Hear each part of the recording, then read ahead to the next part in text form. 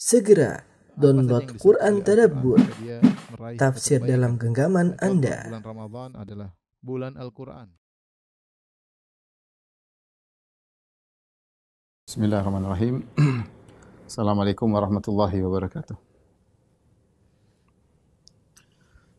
Alhamdulillahi ala ihsanih, wa syukru lahu ala taufiqihi wa amtinani, wa asyhadu an la ilaha illallah wahdahu la syarika lahu ta'ziman li sya'nih, wa asyhadu anna Muhammadan abduhu wa rasuluhu da'ila ridwanih. Allahumma salli alaihi wa ala alihi wa ashabihi wa ikhwanih. Ikhwan dan akhwat, bapak dan ibu-ibu yang dirahmati oleh Allah Subhanahu wa taala. Pada kesempatan bahagia ini kita akan membahas secara singkat tentang kegiatan Nabi sallallahu alaihi wasallam harian, yang hal ini mendapat perhatian dari para ulama, ya, bagaimana Rasulullah SAW menghabiskan waktunya sehari-hari, ya. Tentunya di sana ada rutinitas harian Nabi SAW dan ada hal-hal yang di luar rutinitas sesuai dengan situasi dan kondisi, ya. Kita sebagai umat Islam tentunya berusaha mengenali kegiatan Nabi SAW karena setiap yang dikerjakan oleh Nabi adalah contoh yang hendaknya kita teladani. Laqad kana lakum fi Rasulillahi uswatun hasanah. Sungguh pada diri Nabi sallallahu alaihi wasallam ada uswah hasanah, ya. Dan sebagai bentuk tanda cinta kita kepada Allah adalah mengikuti sunnah-sunnah Nabi sallallahu alaihi wasallam. Allah Subhanahu wa taala berfirman, "Qul in kuntum tuhibbunallaha fattabi'uni yuhibbukumullah." Ya, wa yaghfir lakum dzunubakum. Katakanlah, jika kalian cinta kepada Allah Subhanahu wa taala, fattabi'uni, maka ikutilah aku, ikutilah Nabi sallallahu alaihi wasallam. Yuhibbukumullah, niscaya Allah akan mencintai kalian. Dan mengenali kegiatan Rasulullah sallallahu alaihi wasallam harian ini akan menambah cinta kita kepada Nabi sallallahu alaihi wasallam dan juga membimbing kita untuk bisa mengisi hari-hari kita dan waktu-waktu kita. Dan terus terang kita akui bahwasanya kita hidup di zaman yang dimana waktu kita bisa jadi sangat banyak terbuang dengan adanya medsos, dengan adanya berita-berita yang tiada habis-habisnya. Ketika seorang tidak memanage waktunya, dia akan tanpa terasa waktunya akan habis, akan terbuang, sehingga yang ada hanyalah penyesalan pada hari kiamat kala. Ikhwan dan akhwat yang dirahmati oleh Subhanahu wa taala, oleh karenanya pada kesempatan kali ini kita akan bahas tentang kegiatan rutin Nabi sallallahu alaihi wasallam. Sebelumnya saya ingatkan bahwasanya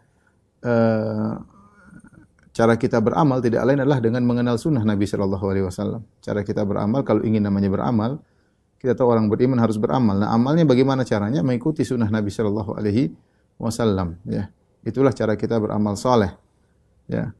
Dan kita dapati bahwasanya para sahabat dahulu mereka sangat berpegang teguh kepada sunnah Nabi sallallahu alaihi wasallam. Jika mereka telah mengetahui sunnah Nabi, maka mereka menjalankan dengan sebaik-baiknya dan mereka komitmen, continue dan komitmen. Saya akan bacakan contohnya. Misalnya sebuah hadis yang diriwayatkan oleh Imam Muslim dalam sahihnya. Perhatikan, dari Nu'man bin Salim. Nu'man bin Salim kemudian meriwayatkan dari Amr bin Aus. Dari Nu'man bin Salim dari Amr bin Aus. Orang kedua adalah Amr bin Aus. Kemudian Amr bin Aus berkata, "Haddatsani Ambasah bin Abi Sufyan."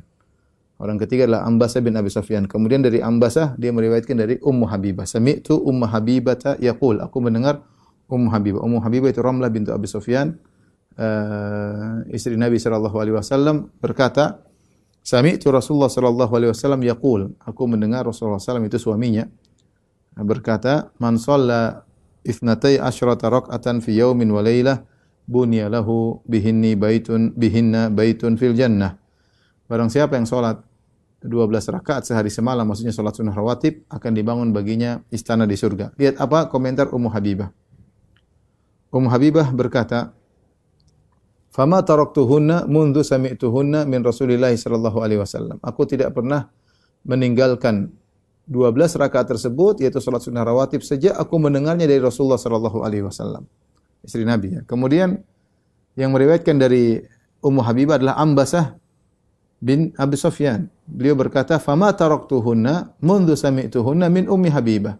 Sejak aku mendengar hadis ini dari Ummu Habibah, aku tidak pernah meninggalkan salat sunnah rawatib. Taib, yang meriwayatkan dari Ambasah adalah Amr bin Aus. Amr bin Aus berkata, "Ma taraktuhunna mundu sami'tuhunna min Ambasah." Aku tidak pernah meninggalkan 12 rakaat ini semenjak aku mendengarkannya dari Ambasah.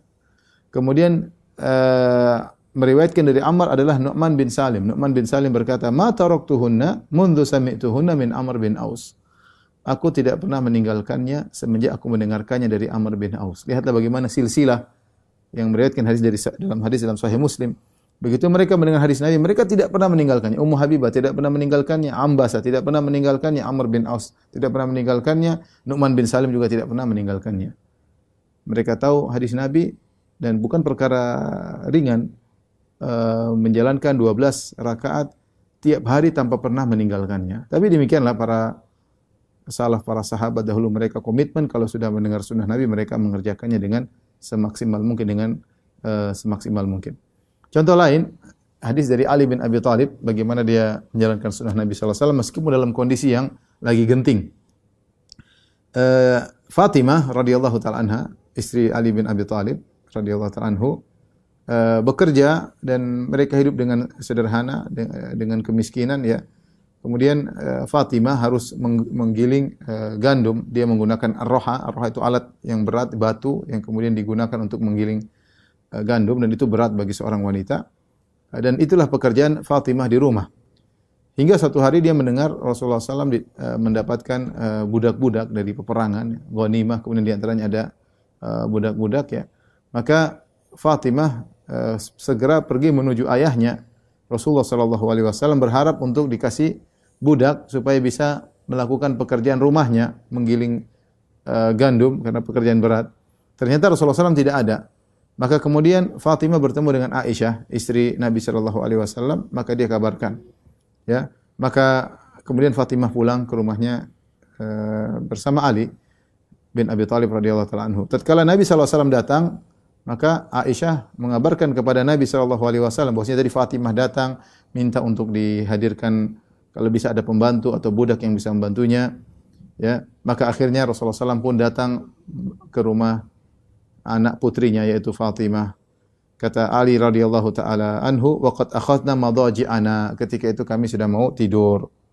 Fadhahabna naqum, kami ingin bangun ketika lihat Nabi datang. Kata Nabi, "Ala makanikuma." Jangan bangun, tetap aja.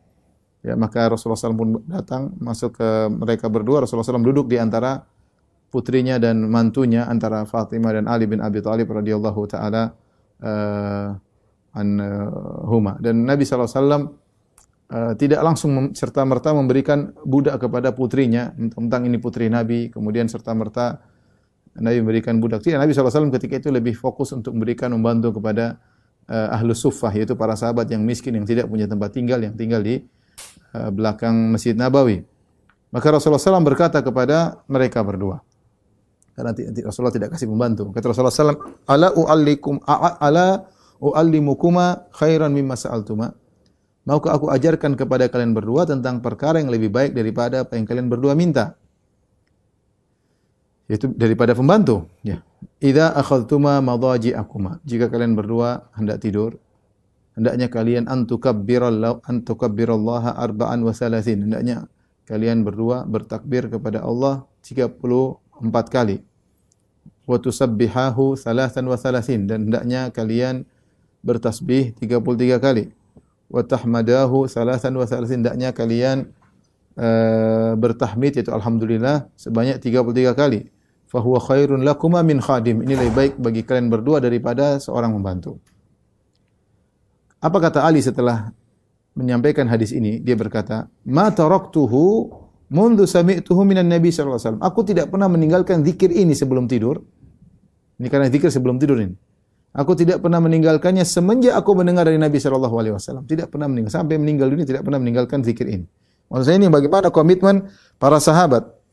Sampai ada yang tanya kepada Ali bin Abi Thalib, "Wala lailatas siffin?"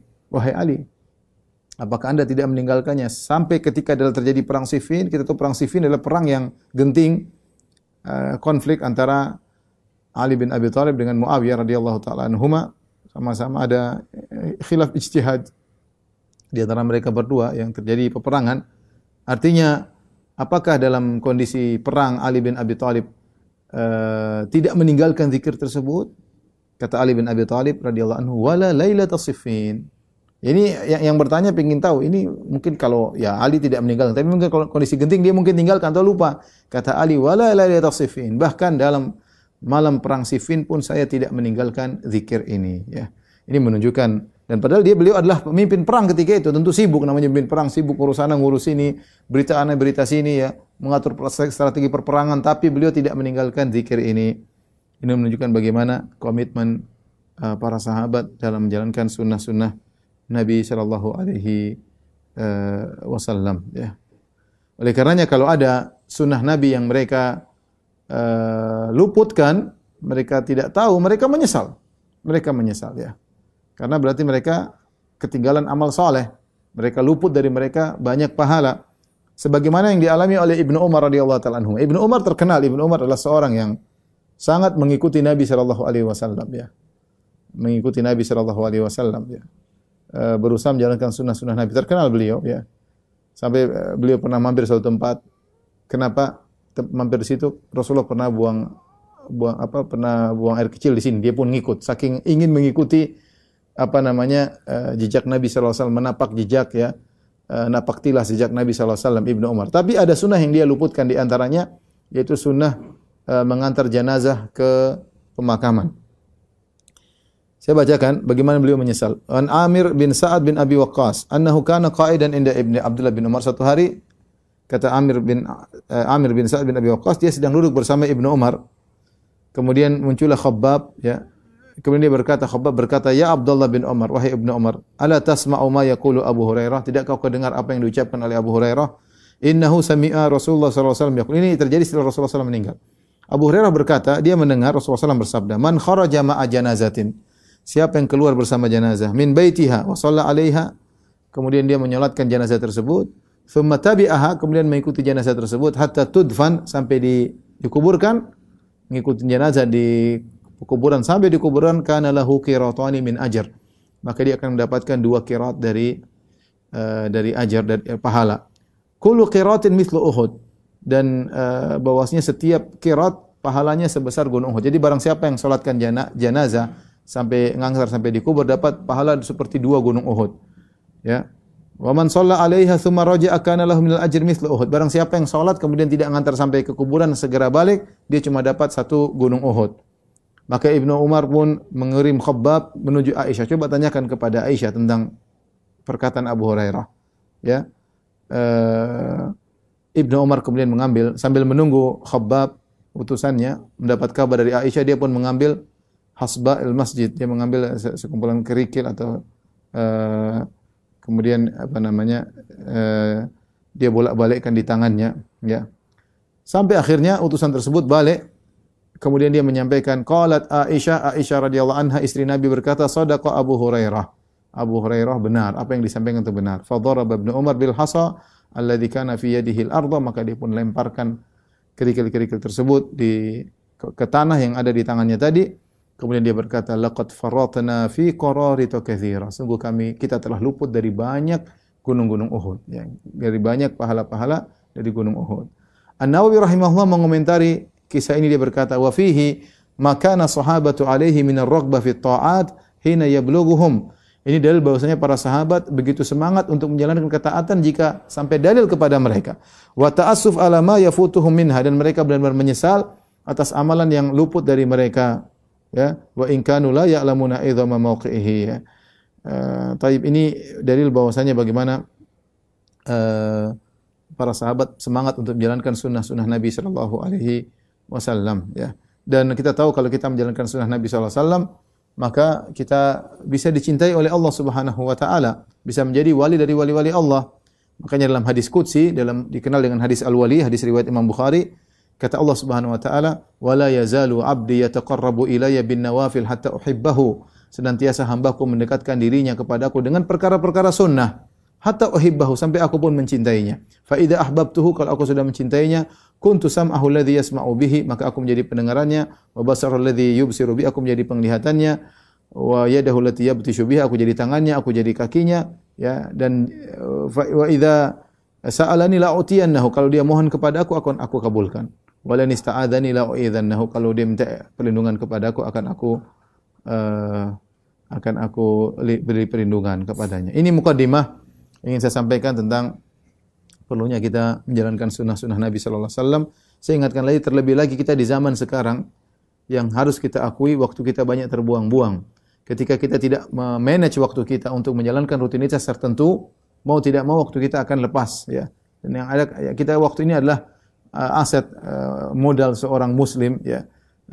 Makanya kata Al Hasan Al Basri, ya bani Adam, innama anta ayyam. Wahai anak Adam, sungguhnya engkau hanyalah kumpulan hari-hari. Wa idza dhahaba ba'dul ayyam, jika telah pergi sebagian hari, dhahaba ba'duka, maka telah pergi sebagian darimu. Wa idza dhahaba ba'duka yushik an yadhhab kulluk. Kalau sudah sebagian darimu pergi, bisa jadi akan pergi seluruhmu. Artinya apa?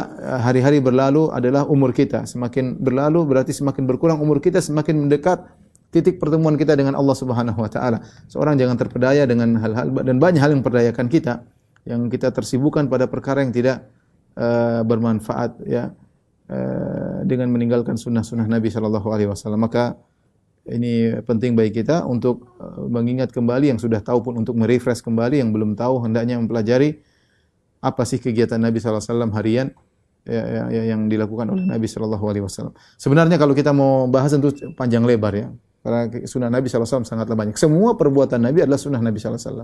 Ma uthira anin Nabi SAW. Semua yang diriwayatkan dari Nabi SAW adalah sunnah Nabi SAW.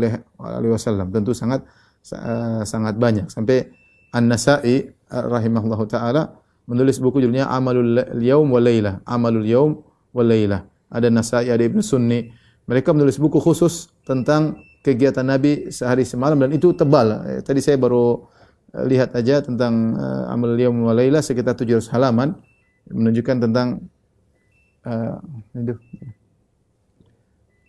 tentang sunnah-sunnah Nabi sallallahu alaihi wasallam sangat banyak. Tapi kita tidak akan menyampaikan sebenarnya, kita akan menyampaikan secara singkat saja yang mungkin rutinitas harian yang mungkin bisa kita lakukan. Tapi ikhwan dan akhwat yang dirahmati Allah Subhanahu wa taala, Bapak dan Ibu-ibu, para guru yang dirahmati Allah Subhanahu wa taala, kita mulai dari rutinitas Nabi SAW, mulai dari ketika beliau bangun tidur ya. Saya ingin sampaikan bahwasanya rutinitas Nabi bisa kita bagi dua.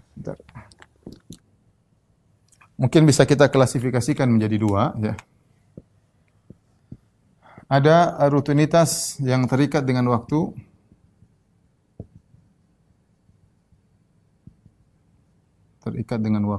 yaitu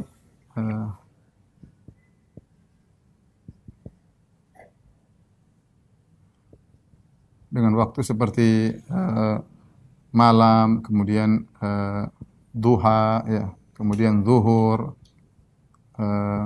subuh dan lain-lain ya, dan lain-lain. Kemudian ada rutinitas yang tidak terkait dengan waktu,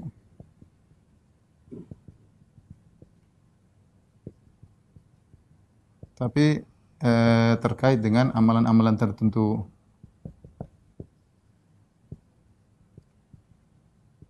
Untuk kegiatan tertentu. Dan ini berkaitan dengan masalah adab-adab. Ini berkaitan dengan adab-adab ya. Adab-adab. Ini banyak sekali ya. Misalnya adab makan misalnya ya. Adab makan, adab buang hajat misalnya. Adab terhadap sahabat ya. Terhadap istri, ya. Akhlak terhadap istri.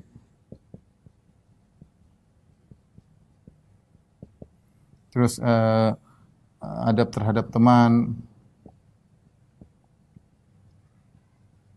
kemudian terhadap tetangga, dan lain-lain sangat banyak ya. Dan lain-lain sangat banyak. Seharusnya kalau kita bicara tentang rutinitas harian, kita harus bahas dua-duanya seharusnya ya. Tapi ini nggak mungkin kita bahas dalam satu pertemuan. Maka untuk yang ini mungkin mungkin saya tidak saya bahas. Mungkin kita fokus ini aja, rutinitas terikat dengan waktu sebagai gambaran. Adapun masalah adab kita bisa belajar di buku-buku yang lain, seperti buku yang ditulis oleh misalnya dalam Riyadhus Shalihin ada adab-adab, dalam kitab misalnya Kitabul Jami' karya Ibnu Hajar Al-Asqalani yang berbicara tentang adab-adab juga. Dan banyak buku-buku berkaitan dengan adab. Misalnya Adabul Mufrad karya Imam Al-Bukhari, Al-Adab Al-Mufrad. Dan banyak para ulama menulis tentang adab dan akhlak, bagaimana adab-adab Nabi, adab makan, adab tidur, adab minum, adab ngobrol, adab dengan istri, luas adab bersahabat dan lain-lainnya. Tapi kita akan bahas pada rutinitas yang terikat dengan waktu seperti malam, duha, zuhur, subuh dan lain-lain agar kita punya gambaran tentang sunnah-sunnah Nabi sallallahu alaihi wasallam. Baik, ikhwan dan akhwat, Bapak dan Ibu, para guru yang dirahmati Allah Subhanahu wa taala. Kita mulai dengan adab Nabi sallallahu alaihi wasallam ketika bangun tidur, ya. Bagaimana rutinitas Nabi sallallahu alaihi wasallam? Rasulullah sallallahu alaihi wasallam ketika bangun tidur yang pertama beliau adalah sikat gigi, ya. Seperti dalam hadis, karena Nabi sallallahu alaihi wasallam idza qama minal lail yashusu fahu bis-siwak. Hadis riwayat Muslim dari Hudzaifah bahwasanya Rasulullah SAW kalau bangun dari tidur malam maka yashusu fahu bis-siwak, itu Rasulullah SAW menggosokkan siwak di giginya, itu membersihkan gigi. Dalam riwayat yang lain, karena Rasulullah SAW idza qama liyatahajjad yashusu fahu bis-siwak. Adalah Rasulullah SAW kalau bangun untuk salat malam maka beliau bersiwak. Tentunya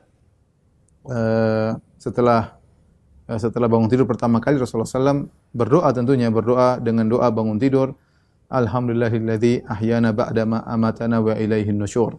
Ya, doa tersebut Rasulullah ucapkan, ya. Ada juga dalam doa lafal yang lain seperti Alhamdulilladzi radda alayya ruhi wa adzina li bi dzikrihi, ya. Allah, segala puji bagi Allah yang telah mengembalikan ruhku kepadaku dan beri izin kepadaku untuk mengingatnya. Setelah itu, setelah Rasulullah SAW bangun, kemudian Rasulullah SAW di antaranya menghilangkan rasa kantuk dari wajahnya. Ya, sebagaimana dalam hadis Ibnu Abbas radhiyallahu taala anhuma, beliau berkata, "Fajalasa istaiqadha Rasulullah SAW fajalasa yamsahu an-naum an wajhihi biyadihi."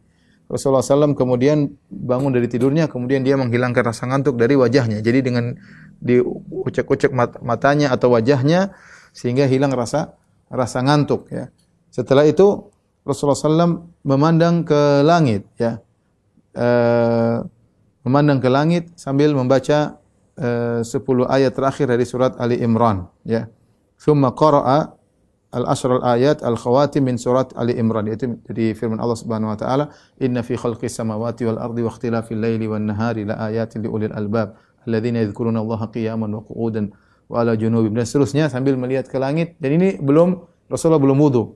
Jadi baru bangun, kemudian Rasulullah SAW memandang ke langit membacakan 10 ayat tersebut. Ya, setelah itu Rasulullah SAW kemudian berwudu, ya. Berwudu, beliau menuju kepada thumma qama ila shannin mu'allaqatin. Beliau menuju ke tempat air yang digantung, ya. Fatawadda'a minha fa ahsana wudu'ahu. Kemudian Rasulullah wudu dari air tersebut. Kemudian Rasulullah SAW thumma qama yusalli. Kemudian Rasulullah SAW pun salat, ya. Kemudian Rasulullah SAW pun salat. Tentunya adapun wudu, maka sunnahnya sebagaimana sudah sering kita pelajari, saya tidak akan menjelaskan bagaimana tata cara sunnah wudu. Jadi intinya sederhananya, kalau orang bangun malam, ya, maka dia bangun kemudian ucek-ucek baca doa tidur dulu, baca doa bangun tidur, ya. Alhamdulillahilladzi ahyana ba'da ma amatana wa ilaihin nusyur. Kemudian dia mungkin ucek matanya untuk supaya segar. Kemudian memandang ke langit membaca surat di akhir 10 ayat terakhir di surat Ali Imran, ya.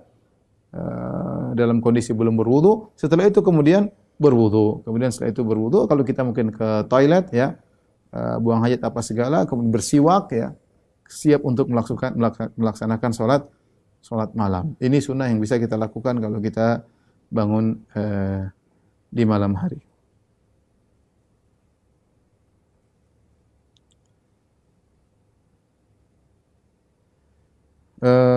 Kemudian Rasulullah SAW menjalankan salat malam, ya.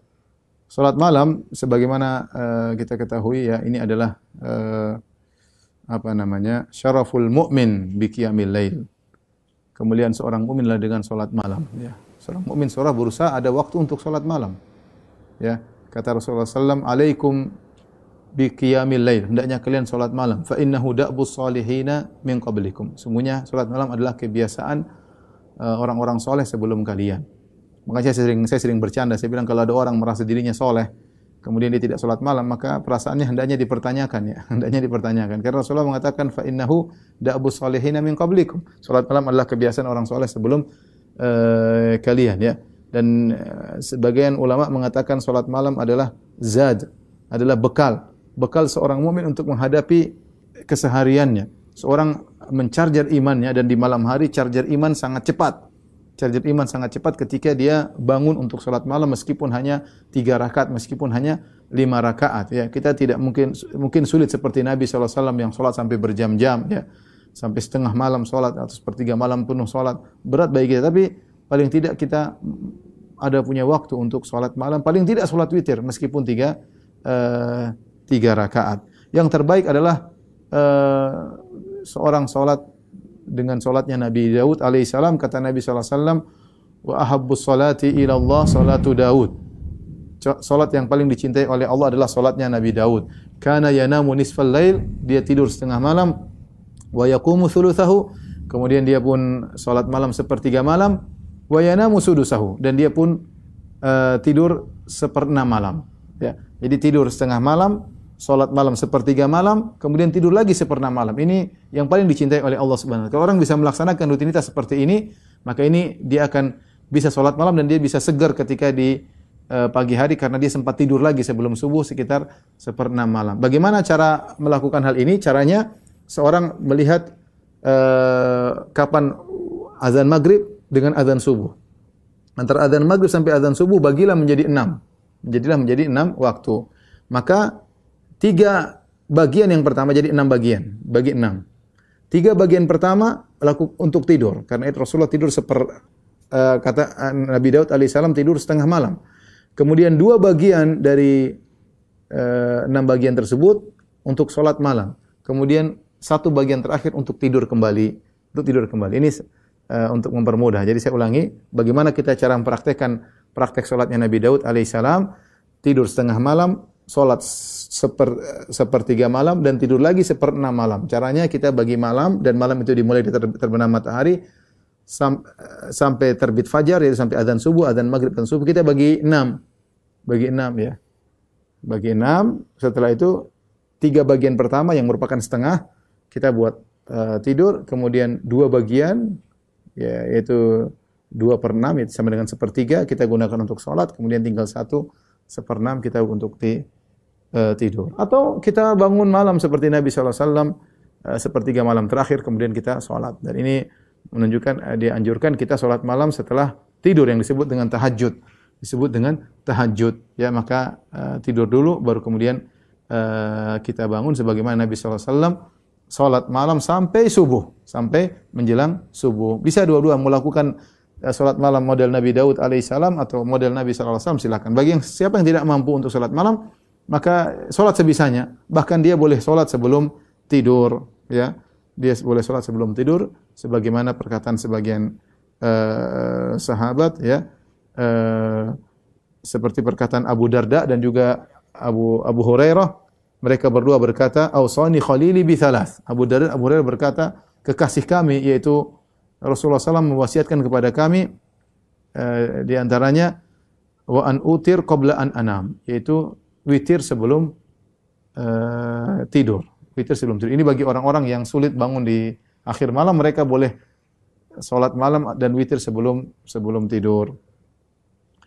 Taib, ikhwan dan akhwat yang rahmati Allah Subhanahu wa taala, jadi kita buka hari kita dengan salat malam, dengan charger iman kita, ya, bersendirian bersama Allah Subhanahu wa taala.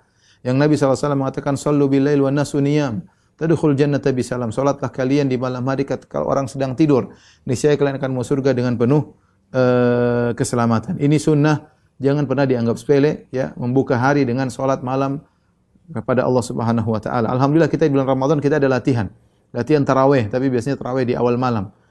Kalau sudah Ramadan selesai, jangan lupa kita biasakan salat malam. Itu masalahnya bukan masalah bisa atau tidak, masalah mau atau tidak ya. Kalau semua bisa, semua bisa. Saya lihat orang kita ini kalau mau berangkat, mau naik pesawat jam 3 malam kita bisa bangun jam 1. Pesawat pada subuh kita bisa bangun jam 3. Kita bisa dan tidak ketinggalan pesawat.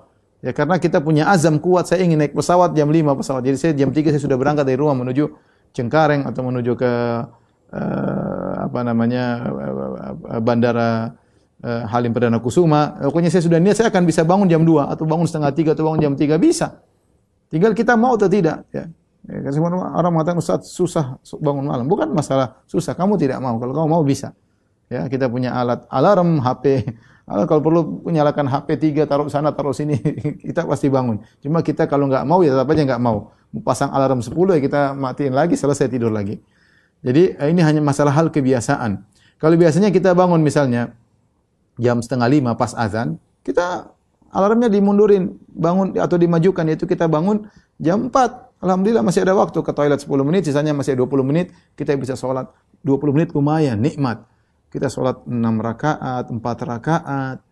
Masya Allah itu luar biasa. Apalagi kalau kita bangun jam 3, apalagi kita bangun setengah 4, kita bangun jam 2, lebih luar biasa. Tapi kita tidak bisa maksa, karena masing-masing kita punya kegiatan di siang hari yang menjadikan alasan bagi kita untuk tidak sholat malam. Enggak, tapi paling tidak ada 3 rakaat, 5 rakaat kita kerjakanlah di tengah-tengah kesibukan kita. Inilah sunnah yang sangat indah yang hendaknya kita tidak tinggalkan. Kemudian di antara sunnah, kalau kita sudah selesai sholat malam, kita bangunkan istri kita untuk sholat malam atau untuk witir. Kalau lihat istri kita letih, kan istri kita ternyata terkadang lebih sibuk daripada kita. Ngurusin anak-anak, kita pun diurusin, anak-anak pun diurusin, banyak kegiatan. Kalau dia letih, kita bangunkan istri untuk sholat malam. Aisyah radhiyallahu taala anha berkata, "Kana Nabi sallallahu alaihi wasallam yusalli salatahu minal lail kullaha." Rasulullah sallallahu salat malamnya ya seluruh salat malamnya wa ana mu'taridatun bainahu wa baina qiblah, dan aku menghalangi dia antara dia dengan kiblat. Jadi Nabi salat menghadap Aisyah, antara kiblat dengan Nabi ada Aisyah. Rasulullah sallallahu salat karena rumah Nabi dulu sempit ya. Makanya Rasulullah sallallahu kalau mau sujud, Rasulullah sallallahu pegang kaki Aisyah supaya kakinya dilipat sehingga Rasulullah bisa sujud. Kalau Rasulullah sudah berdiri, kaki Aisyah lurus lagi ya. Kemudian kata Aisyah, perhatikan, fa idza arada an yutir ayqadhani fa autartu.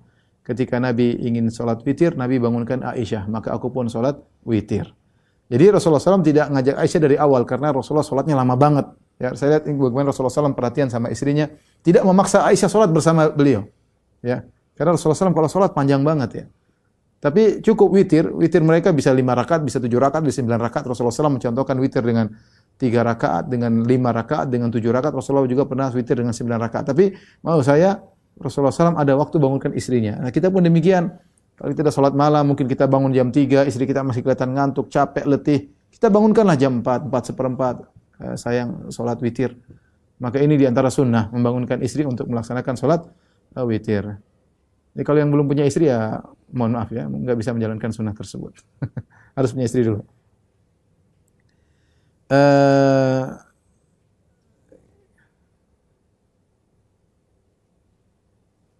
Taib.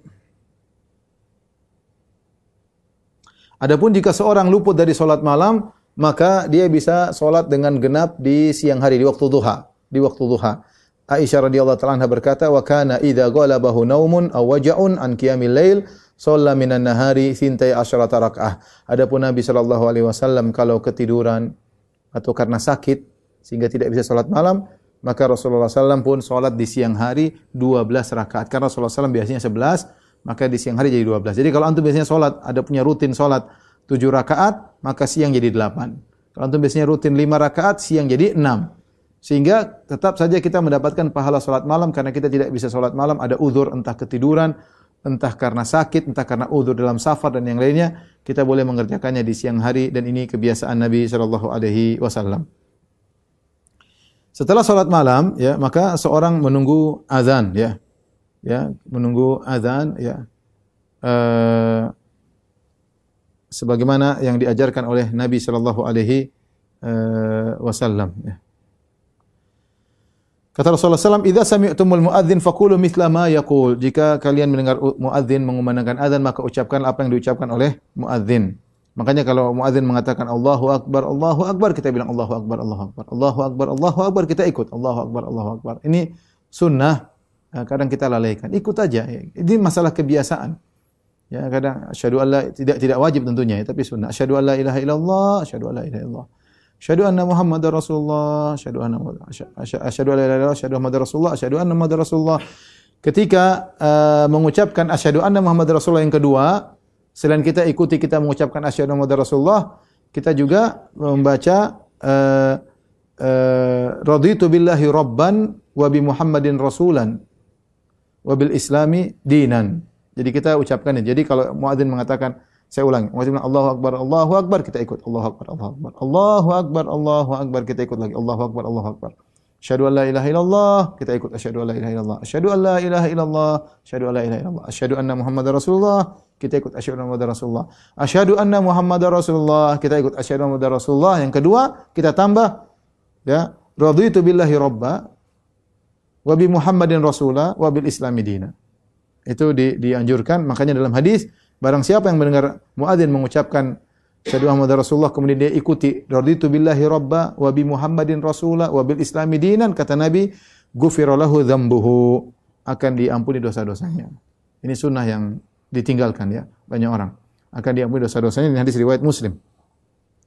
Setelah kita ikuti, kalau azan subuh sampai as-salatu khairum minan naum, hayya 'alas shalah, hayya 'alal falah, kita ikuti. Hayya 'alas shalah kita bilang la haula wala quwata illa billah. Hayya 'alal falah kita bilang la haula wala quwata illa billah. Ketika imam sampai taswib yaitu as-salatu khairum minan naum, maka khilaf para ulama apa yang kita ucapkan.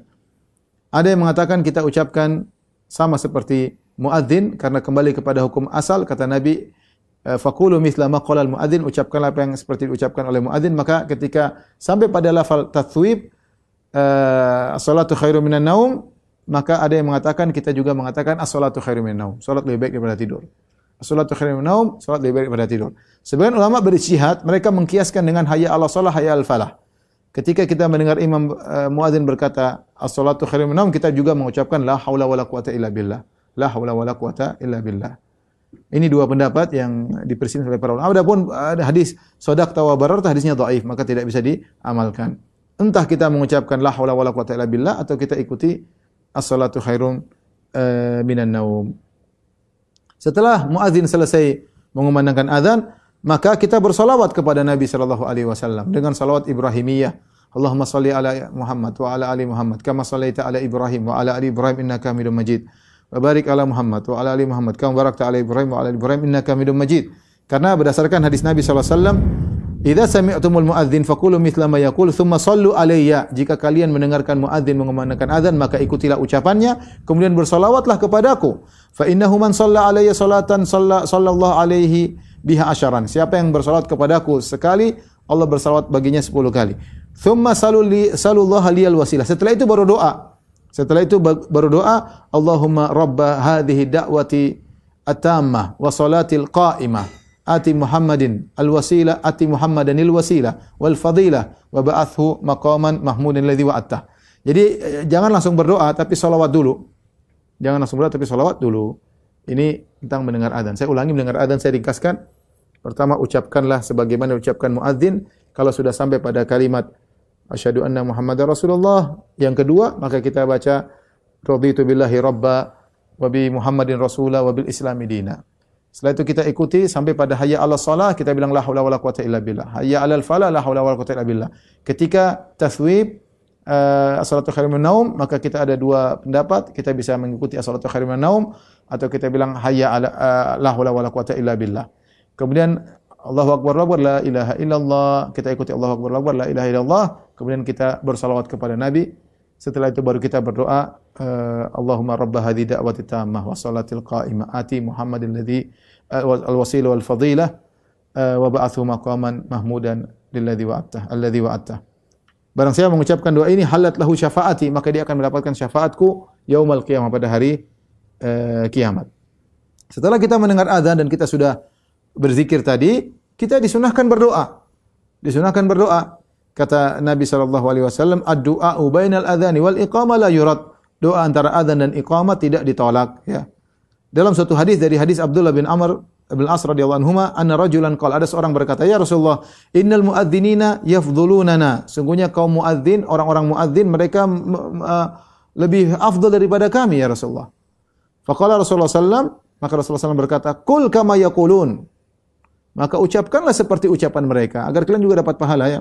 Fa idzan tahaita, jika kau sudah selesai dari mengikuti ucapan para muadzin, ya, fasal tu'tah, maka berdoalah kau akan dikabulkan. Fasal tu'tah, maka berdoalah kau akan dikabulkan. Di sini diriwayatkan oleh Abu Dawud dan dihasankan oleh Ibnu Hajar dalam Mata'ijul Afkar dan Al-Albani dalam Sahih Al-Kalimut Thayyib. Jadi Rasulullah menganjurkan untuk berdoa setelah azan. Jadi tidak ada salah, tidak ada masalah setelah azan dikumandangkan, ya, mau kita berdoa kepada Allah, angkat tangan berdoa kepada Allah, kita mau salat sunnah dulu. Yang penting berdoa antara azan dan iqamat, tidak ditolak doa tersebut.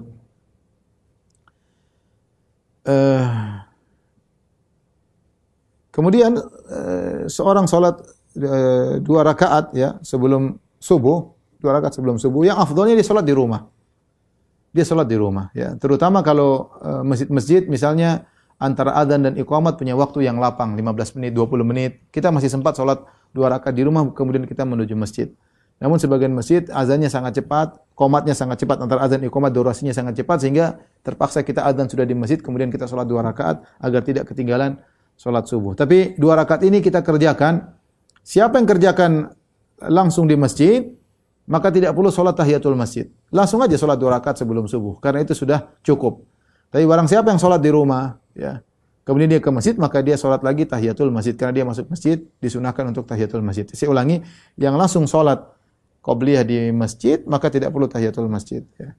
Karena sudah mencukupi dari tahiyatul masjid. Dan salat qobliyah tidak perlu panjang-panjang, termasuk salat yang sangat diperhatikan oleh Nabi sallallahu alaihi wasallam, berbeda dengan salat rawatib yang lainnya. Kalau salat rawatib yang lainnya Nabi tinggalkan ketika safar, adapun salat ini Nabi tidak tinggalkan. Meskipun safar, Rasulullah SAW tidak meninggalkan 2 rakaat ini, itu 2 rakaat sebelum subuh, dengan salat yang ringan.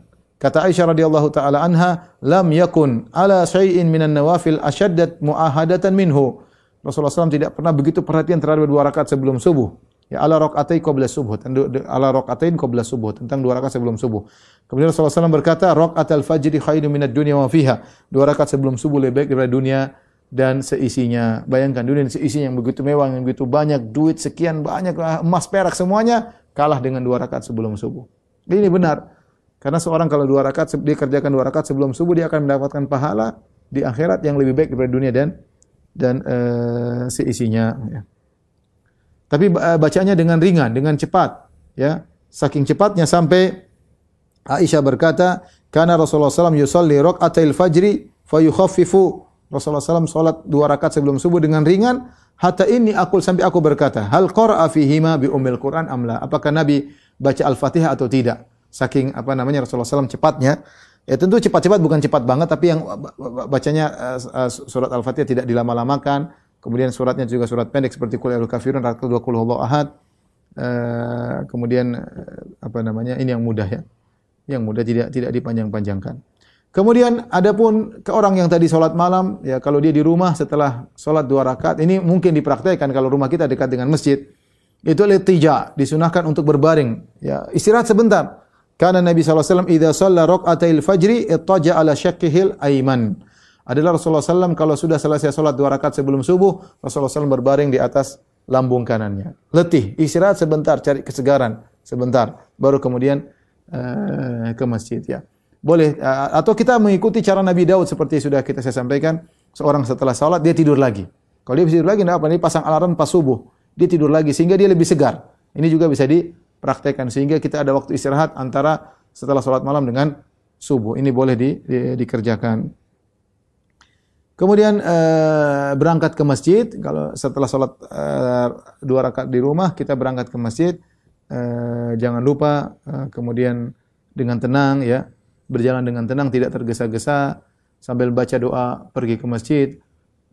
Allahumma ja'al fi qalbi nuran wa sam'i nuran wa basri nuran wa fawqi nuran tahti nuran yamini nuran shimali nuran ja'alni nuran. Ya Allah, jadikanlah dalam hatiku cahaya, Jadikanlah dari depanku cahaya, dari belakangku cahaya, dari kananku cahaya, dari kiriku cahaya. Jadikanlah pendengaranku cahaya, pandanganku bercahaya. Jadikanlah aku cahaya. Jadi ini agar kita keluar di pagi hari dengan dibimbing oleh Allah Subhanahu wa taala. Jangan lupa keluar rumah dengan baca bismillah tawakkaltu 'ala Allah la haula wala quwata illa billah. Allahumma inni a'udzubika an adil au udhal au azil au uzal au azlim au uzlal au ajhal au yujhal alayya. Ini juga doa kita keluar rumah. Kemudian tadi jangan lupa baca doa cahaya, minta cahaya kepada Allah Subhanahu wa taala dalam kondisi sudah berwudu. Dalam kondisi sudah berwudu. Karena seorang yang berjalan dari rumah menuju masjid, dia sudah dihitung salat. Makanya Rasulullah SAW melarang orang kalau dari rumah ke masjid mentasbik, menjalin jari-jarinya. Kata Rasulullah SAW, fa innahu fi salat. Karena seorang yang keluar dari rumah menuju masjid, dia sudah dihitung dalam kondisi salat, sehingga dia harus beradab ketika berjalan menuju masjid. Kalau ternyata dia dapati rakaat, maka dia lanjutkan. Kalau dia dapat dari awal, alhamdulillah. Kalau ternyata dia masbuk, maka tinggal dia sempurnakan salat yang ketinggalan. Jangan lupa ketika masuk masjid dengan berdoa, Allahumma ftahli abwaaba rahmatik. Ya, kalau sudah salat tahiyatul masjid, maka kalau sudah salat qabliyah di rumah, maka tinggal salat tahiyatul masjid. Kalau belum salat qabliyah di rumah, langsung aja salat qabliyah di masjid, tidak perlu lagi tahiyatul masjid karena sudah mewakili tahiyatul masjid. Setelah itu salat subuh ya. Salat subuh ya. Bagi laki-laki hendaknya saf paling depan, perempuan yang terbaik saf paling belakang. Ini jika tidak ada penghalang atau tidak ada sitar atau tidak ada penghalang penutup antara saf laki-laki dan saf perempuan. Adapun kalau perempuan di lantai 1 misalnya, laki-laki lantai 2, atau benar-benar ada dinding yang menghalangi antara pandangan lelaki terhadap wanita, maka wanita yang terbaik tetap saf paling depan.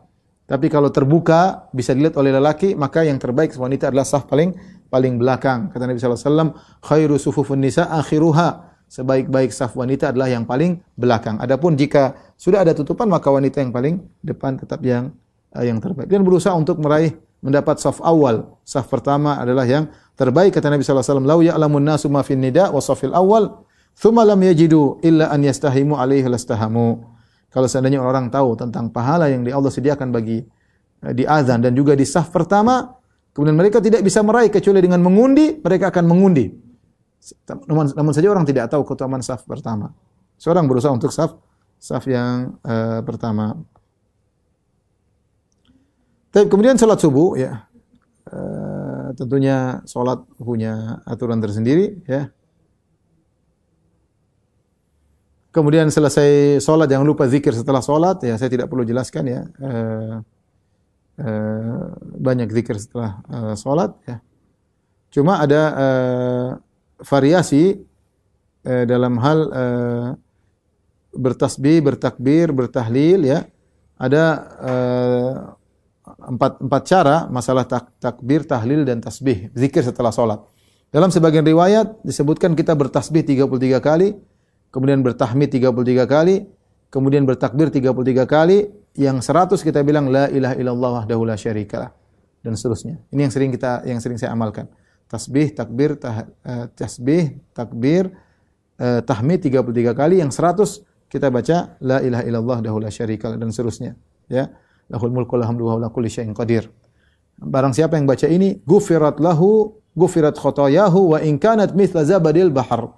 Maka akan dihapuskan dosa-dosanya meskipun sebanyak buih di lautan. Maka saya ingatkan kepada diri saya, kepada ikhwan-ikhwan, ketika selesai salat nikmati zikir ini. Subhanallah, subhanallah, subhanallah 33 kali, alhamdulillah, alhamdulillah 33 kali, Allahu akbar 33 kali. Kemudian la ilaha illallah wahdahu la syarika lahu mulku wa hamdu wa kulli syai'in qadir. Diampuni dosa-dosa meskipun sebanyak buih di lautan. Karena sebagian orang begitu, assalamualaikum, assalamualaikum, langsung lihat HP, langsung lihat WhatsApp yang masuk, langsung kasih sayang. Ini rutinitas yang pahalanya banyak.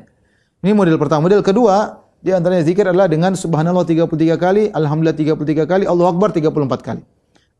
Jadi Allahu akbar 34 kali, sama seperti tadi zikir sebelum tidur yang diajarkan oleh Nabi, yang lebih baik daripada pembantu sebagaimana sudah kita jelaskan. Kemudian ada cara ketiga seperti semuanya 25 kali. Subhanallah 25 kali, alhamdulillah 25 kali, Allahu akbar 25 kali, la ilaha illallah 25 kali. Ada tahlil 25 kali. Genap 100, tahlilnya 25 kali. Ini juga metode ketiga yang pernah Nabi ajarkan. Yang keempat, kalau kita lagi buru-buru, kita boleh subhanallah 10 kali, alhamdulillah 10 kali, Allahu akbar 10 kali. Ini juga boleh datang dari Nabi sallallahu alaihi wasallam. Sesekali kita amalkan ini, sekali kita amalkan itu, sehingga kita bisa menjaga sunnah Nabi sallallahu alaihi wasallam, sehingga orang tahu bahwasanya zikir setelah salat ada variasi. Ada variasi diajarkan oleh Nabi sallallahu alaihi wasallam. Dan kita kalau bisa berzikir dengan jari, ya, ketika Nabi SAW pernah berkata, sabbihna wa aqidna bil asabi. Kata Nabi, bertasbihlah dan menghitunglah dengan jari-jari. Fa innahunna mas'ulatun mustantaqatun. Sungguhnya jari-jari tersebut akan ditanya oleh Allah dan mereka akan jadi bisa berbicara. Jadi menjadi saksi kita pernah berzikir dengan jari. Jadi kalau orang ingin bantu sulit untuk menghitung dengan bantuan tasbih tidak jadi masalah sebagaimana fatwa para ulama, ya. Sebagian fatwa para ulama, ya.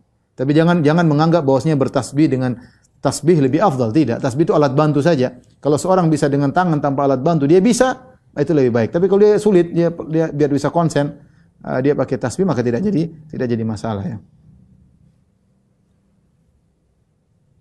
Kemudian di antara sunnah setelah sholat subuh, maka seorang berusaha untuk di masjid saja bagi laki-laki tentunya, di masjid terus sampai waktu duha, ya. Dalam hadis Jabir bin Samurah, anna Nabi sallallahu alaihi wasallam kana idza shallal fajra jalasa fi musallahu hatta tatul asyamsu. Ya. Jika Nabi sallallahu alaihi wasallam setelah salat subuh, beliau duduk sampai terbit matahari. Silakan mengisi waktu dengan baca Al-Qur'an, dengan zikir pagi petang, ya. Kita disunahkan zikir pagi, ya, sebagaimana yang antum tahu dan banyak pembahasan tentang zikir pagi petang, ya.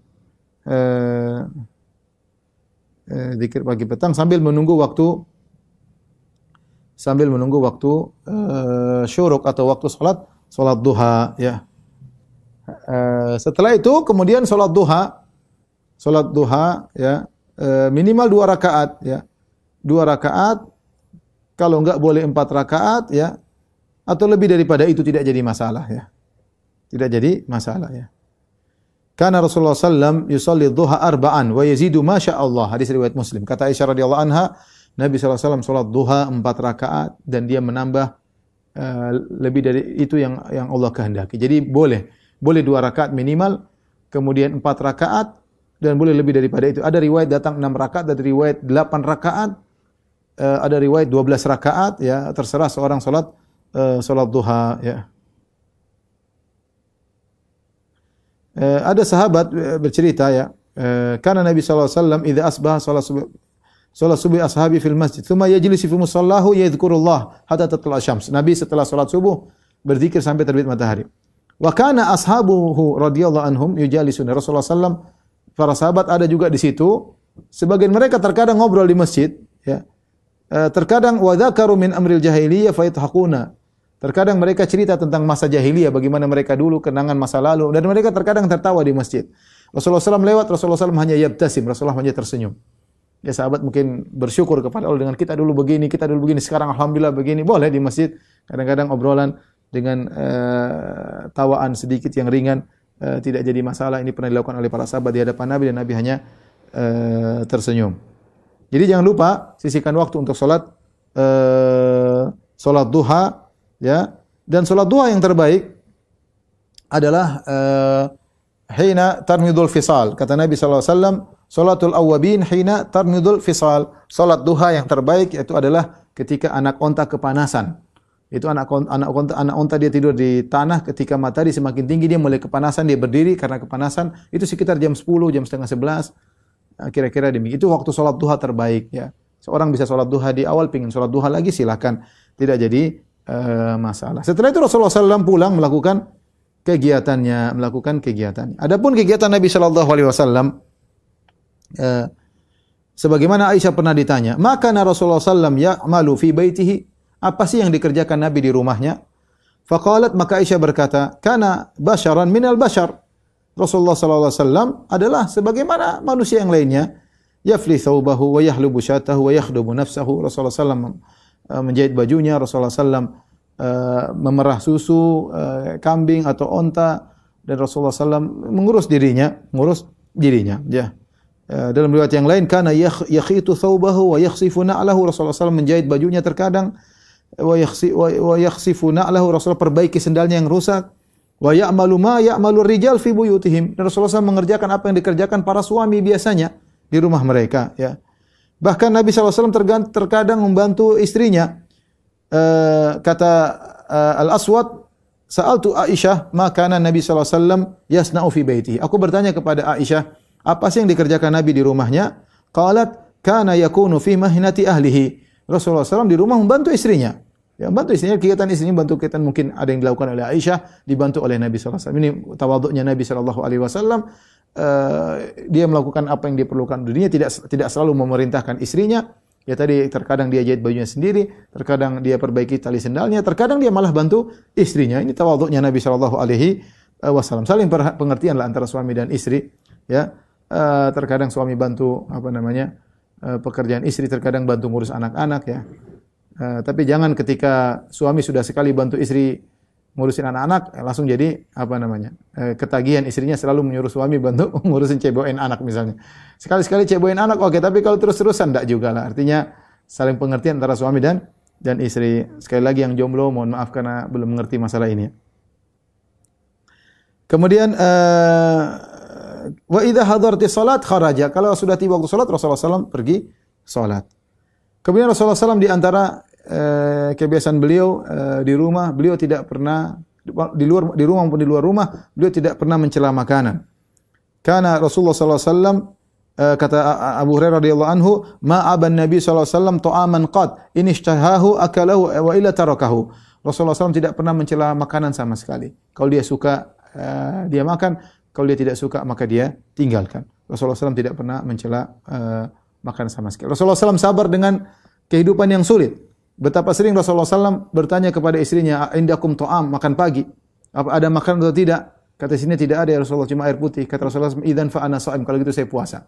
Kalau gitu saya puasa. Ini kita perlu contoh para suami. Kita tahu tidak selamanya dan juga ingatkan para ibu-ibu, tidak selamanya kita dalam kondisi nyaman. Kadang ada kondisi-kondisi luar pada kemampuan kita.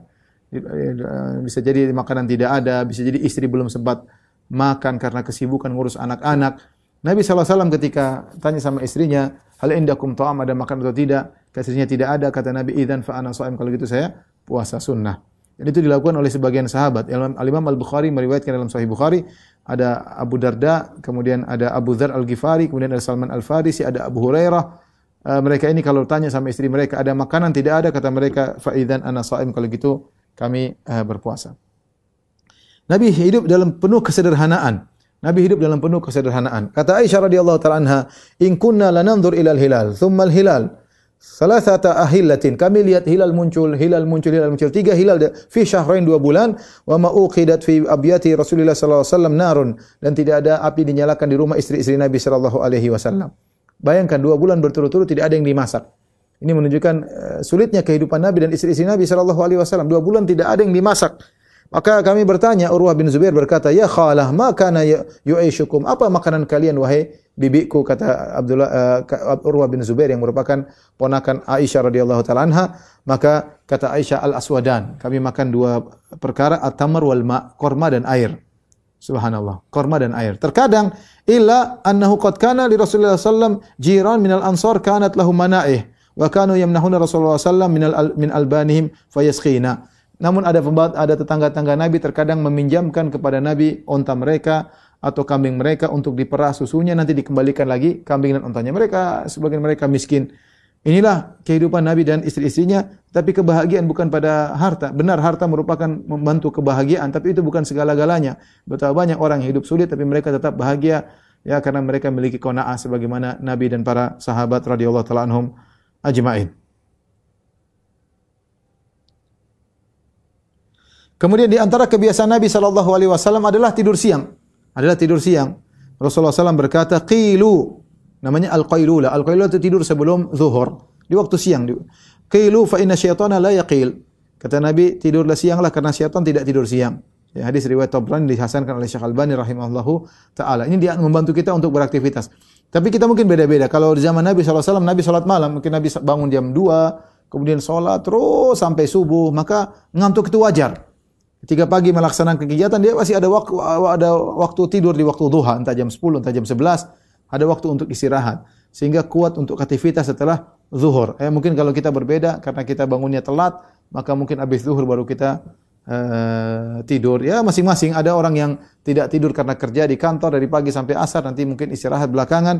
Tapi intinya ada waktu untuk istirahat, karena tubuh juga butuh istirahat untuk bisa melaksanakan aktivitas selanjutnya, ya.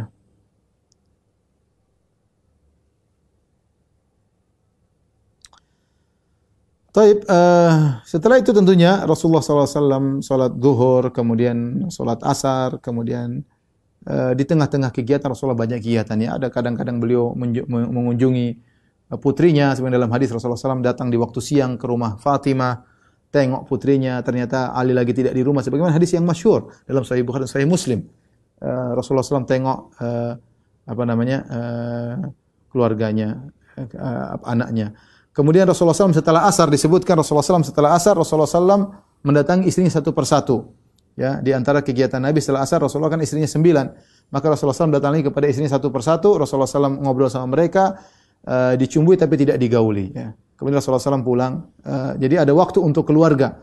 Meskipun Rasulullah SAW sibuk, Rasulullah SAW kan tinggal di tempat yang jatah nginap, tapi di waktu asar Rasulullah SAW mengunjungi istri satu persatu, dan rumah istri Nabi dekat, semuanya berdekatan di sekeliling Masjid Nabawi, sehingga ada waktu bagi Nabi SAW untuk menengok mereka satu persatu. Ya. Kemudian waktu asar juga digunakan oleh Nabi untuk zikir petang, ya, untuk zikir petang, ya. Ini kebiasaan Nabi sallallahu alaihi wasallam. Kemudian Rasulullah SAW salat maghrib, jangan lupa Rasulullah mengatakan sallu qabla al-maghrib liman sya. Salatlah sebelum maghrib bagi yang mau. Jadi kita boleh salat 2 rakaat sebelum maghrib. Setelah itu kemudian salat isya. Adapun salat isya dulu Nabi sallallahu alaihi wasallam ahyanan wa ahyanan. Rasulullah terkadang mempercepat salat isya, artinya pada waktunya. Terkadang Rasulullah SAW menunda salat isya. Idza ra'ahum ijtama'u ajjal. Kalau Rasulullah lihat para sahabat sudah kumpul, Rasulullah SAW segera salat. Wa idza ra'ahum akharu abta'u akhar. Kalau Rasulullah melihat para sahabat belum kumpul, Rasulullah menunggu sampai pada ngumpul, baru kemudian Rasulullah SAW salat. Terkadang Rasulullah SAW menunda sampai menjelang malam, sampai sebagian sahabat mengatakan, ya Rasulullah, ibu-ibu sudah pada tidur, anak-anak sudah pada tidur, ya. Akhirnya Rasulullah SAW pun qomat. Rasulullah SAW mengatakan, kalau bukan innahu la waqtuha, sungguhnya waktu isya yang terbaik adalah di waktu ini. Laula an asyqa ala ummati, namun karena aku takut merepotkan umatku. Jadi Rasulullah SAW salat isya di awal waktu. Sebenarnya ditunda bagus, ya. Kemudian di antara sunnah Nabi sallallahu alaihi wasallam, yaitu istri-istri Nabi kumpul di rumah Nabi di rumah wanita yang tempat Nabi nginap, jatah nginap, maka kumpullah istri-istri Nabi sallallahu alaihi wasallam, mereka bercanda di antara mereka, ngobrol di antara mereka, kemudian mereka pun balik ke rumah masing-masing, kemudian Rasulullah SAW nginap di rumah tersebut. Kemudian Rasulullah SAW tidur di awal malam karena akan bangun untuk melaksanakan salat malam. Rasulullah SAW tidak suka begadang. Kata Rasulullah dalam hadis, wa kana yakrahu an-nauma qablahu wal haditha ba'dahu. Adalah Rasulullah SAW tidak suka tidur sebelum isya, dan Rasulullah SAW membenci ngobrol setelah malam, setelah isya. Yang ngobrol setelah isya itu perkara yang tidak disukai, kecuali ada keperluan. Rasulullah SAW pernah begadang sama sama kaum muslimin, sama Abu Bakar karena urusan kaum muslimin. Tapi kalau nggak ada urusan, nggak usah kita jagongan malam-malam, ya. Karena kalau jagongan malam-malam ngobrol sama kawan-kawan, ada waktunya kita pulang, makan malam, ngobrol sedikit terus pulang. Adapun ngobrol sampai jam 11, sampai jam 12, yakin salat malam lewat. Bukan malam lewat, salat malam juga lewat, salat subuh juga lewat, bisa jadi. Dan itu dibenci oleh Nabi sallallahu alaihi wasallam.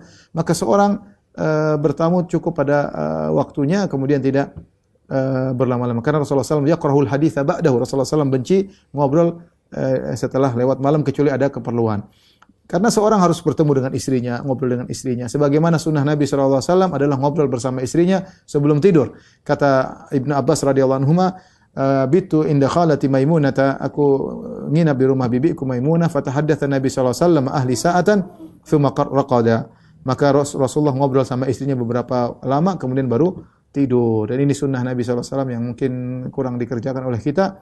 Kita ngobrol sama orang semangat, tapi ngobrol sama istri tidak semangat. Demikian juga sebagian wanita ngobrol sama temannya semangat, ngobrol sama suaminya juga tidak semangat. Kita harus rubah gaya hidup kita, kita harus enjoy dengan istri kita. Istri jadilah teman ngobrol kita, teman bicara kita sebelum tidur, sehingga kita menikmati kehidupan rumah tangga kita. Dan Rasulullah SAW sebelum tidur melaksanakan banyak sekali sunnah sebelum tidur. Doa-doa mungkin ada 10 kali doa sebelum tidur. Di antaranya baca 3 qul, kemudian ditiupkan, kemudian diusapkan ke badan, kemudian baca surat Qul ya ayyuhal kafirun, baca ayat kursi, dan doa-doa tidur banyak, berwudu sebelum tidur, dan itu sunnah-sunnah Nabi sallallahu alaihi wasallam. Inilah ikhwan dan akhwat yang dirahmati Allah Subhanahu wa taala, kira-kira rutinitas harian Nabi sallallahu alaihi wasallam. Pada satu sisi, kita bilang tadi rutinitas harian Nabi ada 2 sisi. Ada sisi berkaitan dengan waktu, ada sisi berkaitan dengan adab-adab. Adapun adab-adab kita bisa baca atau mendengarkan kajian-kajian yang lain. Wallahu a'lam bishawab. Ini saja yang bisa saya sampaikan kepada para dokter, para guru, kawan-kawan sekalian, ikhwan dan akhwat. Semoga bermanfaat. Kurang lebih saya mohon maaf. Wabillahi taufiq wal hidayah. Assalamualaikum warahmatullahi wabarakatuh.